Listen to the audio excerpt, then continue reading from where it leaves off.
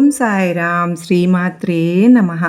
ఈరోజు అమ్మ బిడ్డలందరికీ గొప్ప సందేశంతో మన ముందుకు వచ్చారు. ఒకరోజు ఒక మహిళ తన భర్తపై అలిగి పుట్టింటికి వెళ్ళిపోతుంది. అది రోజులు నెలలుగా ఏడాదిగా మారిపోతుంది. ఆమె ఇప్పటికీ తన భర్త దగ్గరికి వెళ్ళి ఉండదు. ఆమె ఒకసారి తీవ్ర అనారోగ్యానికి గురవుతుంది. ఆమెను అక్కడ ఎవ్వరూ పట్టించుకునేవారు ఉండరు.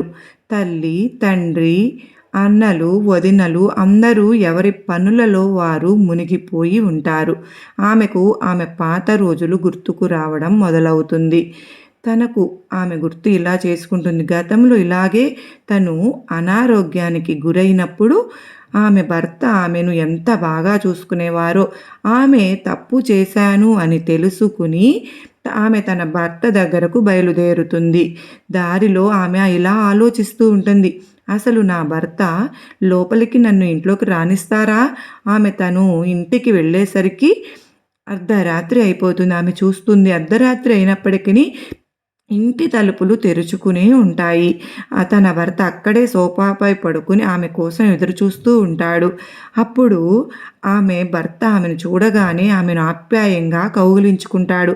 భార్యతో ఆమె ఇలా అంటుంది, మీరు తలుపులు తెరిచే ఉంచి ఎదురు చూస్తున్నారెందుకు?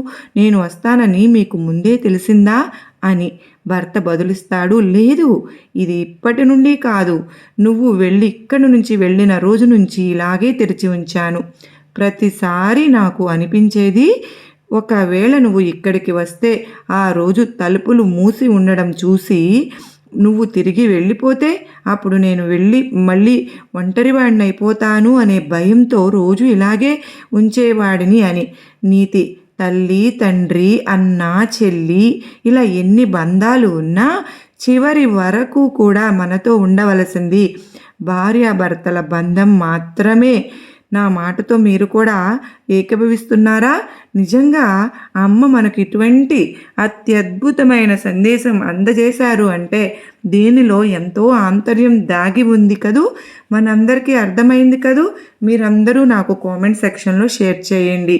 నిజంగా మీ అందరికీ కూడా ఈ సందేశంలోని ఆంతర్యం అర్థం చేసుకోగలిగితే ప్రతి ఒక్కరూ కూడా అమ్మకు చిన్న లైక్ ఇచ్చి చూసి వెళ్ళే వాళ్ళందరూ నాకు సపోర్ట్ చేయండి.